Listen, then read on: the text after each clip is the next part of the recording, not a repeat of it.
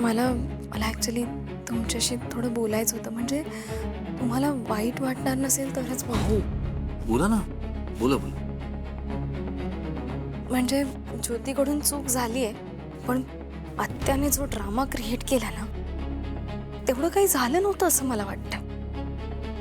म्हणजे मला ना खूप वाईट वाटलं अहो. आत्या सगळ्यांसमोर मला बाहेर खेचत घेऊन गेले.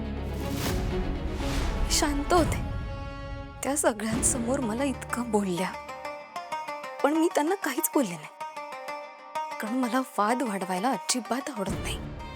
नाही म्हणजे आत्याची बाजू पण मी समजू शकते, त्यांना पण धक्का बसला असेल जे काही घडलं ना त्याच्यामुळे. पण अहो, माझी काही चूक नसताना मला इतकं बोलले ना, मला वाईट वाटलं.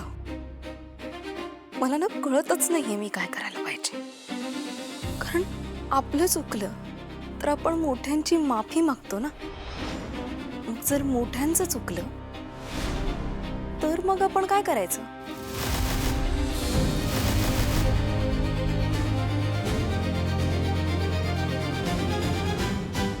Preeti, I am sorry. हो, तुम्ही का सॉरी बोलताय? खरं तर एवढ्या छोट्या गोष्टीचा एवढा मोठा भाऊ व्हायची काय खरंच गरज नव्हती. मला माहिती आहे तुम्ही आत्यामुळे दुखावलंय, पण आत्या खरंच तशी नाही आहे. आणि काय ना, तिचं आम्हा तिघांवर, बाबांवर खूप प्रेम आहे. खरं तर माझा गैरसमज झाला आणि माझ्यामुळे आत्याचा गैरसमज झाला. तुम्ही प्लीज नका मनाला लावून घेऊ, प्लीज. अहो, मी काय मुद्दाम मनाला लावून घेत नाही हो. आणि आत्या जे काही बोलल्या त्या आपल्या घरातल्या माणसांचं मन आणि नाती जपायसाठीच बोलल्या. पण आत्याच्या पद्धतीने मला बाहेर खेचत घेऊन गेल्या ना, ते मी विसरूच शकत नाही हो. म्हणजे राहून राहून मला तेच आठवतंय हो. मी मी काय करू? तुम्ही थांबा, मी लगेच आलो. थांबा, आलोच.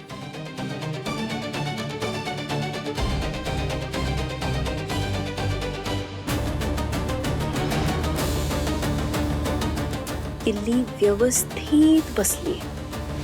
आत्ता हा भाऊला उड्या मारत बरोबर आत्याच्या समोर जाऊन थांबेल.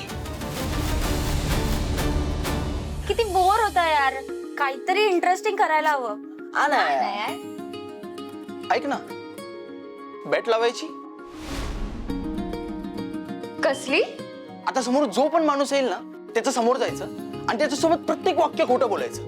हा यार, म्हणजे का नाही, काही पण उगीचच.